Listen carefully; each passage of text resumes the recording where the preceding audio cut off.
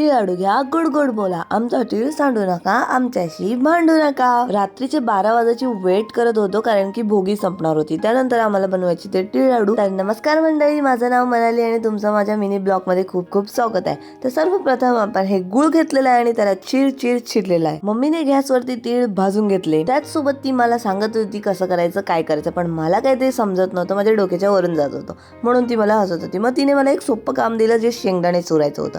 त्यानंतर काय, शेंगदाणे चुरायला मी सुरुवात करणार त्याआधी गोड बघा काय ड्रॉ करते ते तुम्हाला थोड्या वेळात दुसऱ्या ब्लॉग मध्ये कळणारच आहे. खूप ताकद लावून मी खोबरं तर काढून टाकलं. त्यानंतर मी ट्राय करत होते की मी ते 3 खोबरे एकसाथ राऊंड फिरावचं, पण ते मला जमत नव्हतं. शेवटी काय ठेवून दिलं आणि खिसायला सुरुवात केली. गॅसवरती गुळ ठेवला होता. तो मम्मी म्हणते तुला मेल्ट करायचंय. मी मम्मीला म्हटलं माझ्यावरती भरोसा ठेवू नको कारण की मी गुळाचं काही करू शकते. मग तिने रिक्स न घेता तिने मला हे डाळ फ्राय करायला दिली. गुळ छानसा मेल्ट झाला होता आणि माझं शेंगदाणे फोडायचं काम चालूच होतं. मी विचार करत होती 2-3 शेंगदाणे खाऊनच टाकू, पण मी नाही खाऊ शकत कारण की मला खोकला झाला. हे माझ्या आवाजावरनं तुम्हाला कळालं तर असेलच. इतकी मेहनत करून पण शेंगदाणे माझ्याशी काही फुटले नाही. त्यामुळे मम्मीने ते मिक्सरला लावले आणि ती बडबड करत होती आणि मी काय हसून घेतलं. तर आता बारी होती सर्व मिश्रण मिक्स करायची. तर हे काम पण मम्मीने मलाच दिलं होतं. मी तिला नेहमी म्हणते माझ्या रिस्कवरती तू कोणते काम करू नको, पण हे काम मी परफेक्ट केलं होतं. आजी नेहमी म्हणते गरम गरम तिळाडू पटापट गोल गोल घुमले पाहिजेत.